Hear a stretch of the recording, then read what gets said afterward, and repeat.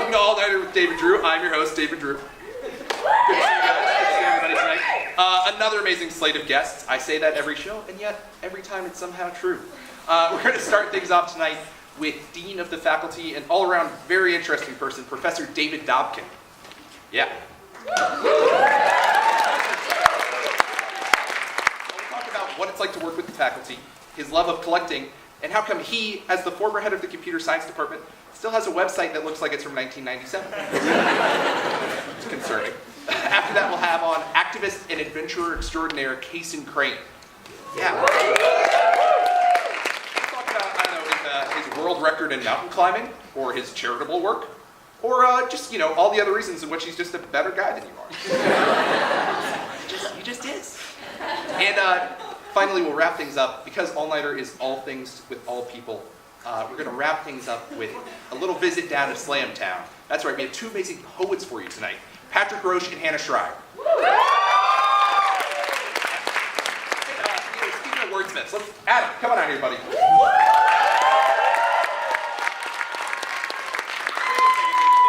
Did you say we're going to Slam Town? Yeah, we're going to go to Slam Town. You know I'm banned from Slam Town, because I told that damn Mayor Sam Slamington that he could cram some lamb jam up his mom's tram, then I hopped in my Pan Am, took a flight from Trans Am, ended up in Amsterdam listening to glam jams from that band Wham!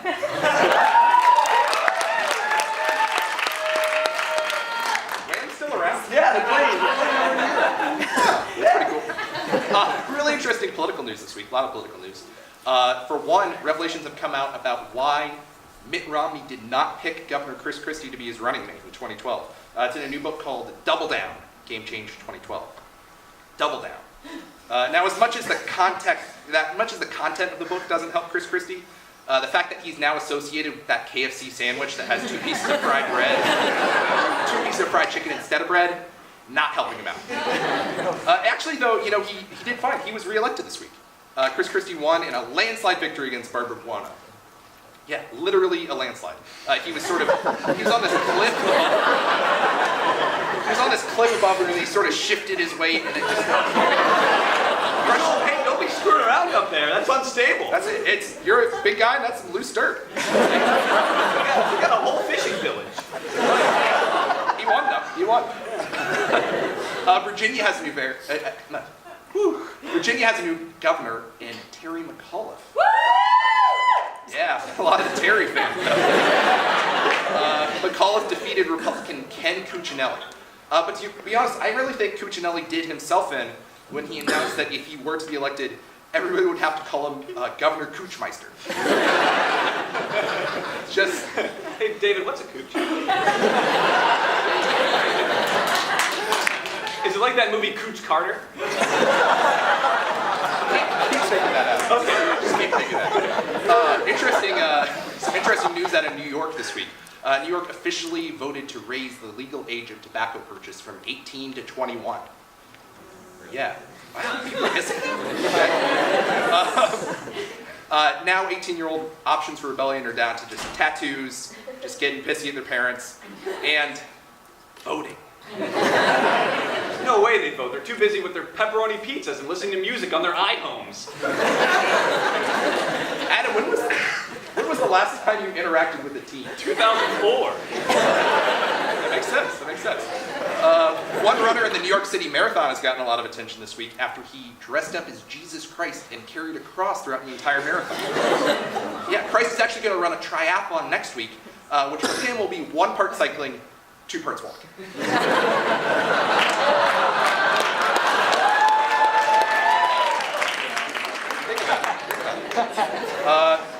Big national political news as well. This Obamacare health exchange website just constantly plagued with issues. A lot of technical issues. People haven't been able to get onto the site. Now, Vice President Biden said he didn't bother to check if the website was working before it went up because he and the president aren't technology geeks. Yeah, so after he said this, he shoved a guy wearing glasses into a locker, went out to the parking lot, shotgunned a few beers with the guys from the team, T-Bone, Rex, his buddies. Rex seems like a bad guy. He's got a heart of gold. Just bad circumstances. Yeah. But really, this website has been very messed up. It came out that only 6 people registered on the first day. 6 people. Yeah, even worse, well, one of the emails that was used to register, barack.obama@gmail.com. And that wasn't even really him. That was a joke account registered by Herman Cain. And under pre-existing conditions, he wrote, "Boobs too big." He's just a petty man. Oh, gosh. Interesting archaeological find this week. Forensic archaeologists are now saying that the famous sort of boy pharaoh King Tut was actually killed in a gruesome chariot accident. Yeah, Tut lost control of his chariot. He wasn't keeping his eyes on the road because he was trying to finish up this hieroglyphic selfie. And he was carving it and just... You need both hands to chisel. Twitter this week announced that they are actually taking their company's stocks public. Great news for investors. Bad news for Twitter, though. They didn't intend to do this. They meant to keep the stocks set on private, and then they went in their privacy settings and they got so turned around. Also, Facebook, turns out they're just hemorrhaging teenage users. Teens are not using Facebook anymore. Yeah, I found this out when my mom posted this link to this article on my great aunt's wall, and then tagged me in it and gave like a big paragraph about how excited she was to see us all at Thanksgiving. Really, I don't know why teens don't want to use this website. Pizza, iHomes, Skechers. How can they compete? Have you heard about the new ones with the rolly in the heel? Oh, yeah. David, I was there in 2004. Natalie Portman this week told the press that her role as a female astrophysicist in the new Thor movie is going to be great. It's going to help inspire young women to pursue careers in science. Seems really noble. The last time I followed Natalie Portman's lead, I didn't eat for a week, I had drug-addled lesbian dream sex, I broke all my toes, and then I died. Yeah, last time I did it, I had sex with a buddingly evil Padawan, gave birth to twins, and then I died. Is it worth it, kids? No. Is it worth it? I don't know. Two really weird pieces of news out of the UK this week. For one, 2 UK college students actually won a Halloween costume contest by dressing up as sexy 9/11. Very offensive. Just upset a lot of people. Not to be outdone, 2 American college students dressed up as sexy Neville Chamberlain, allowing Hitler to invade Poland. To be fair, I saw the picture and I would Hitler that.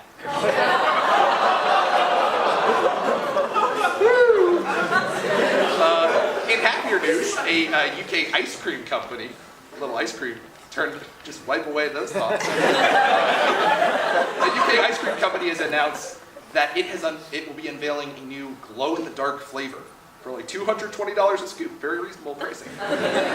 So now when you're having a blacklight party in your dorm room and your bed's glowing, and people are like, oh god, it's ice cream. It's just ice cream. Just having ice cream. I'm just very rich and frivolous and sloppy with my ice cream. Finally, it was revealed that the Postal Service has lost a net total of $41 billion since 2007. Truly, the Postal Service has fallen from such great heights.